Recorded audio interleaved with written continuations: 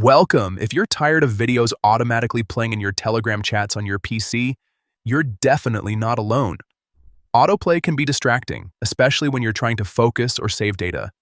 In this quick guide, I'll show exactly how to turn it off using the latest Telegram update.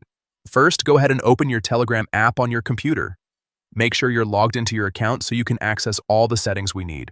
Once you're inside, look at the top left corner of the screen. You'll see 3 horizontal lines, also known as the menu icon. Click on that to open the main menu. From the menu, find and click on Settings. This is where Telegram keeps all customization options for your app.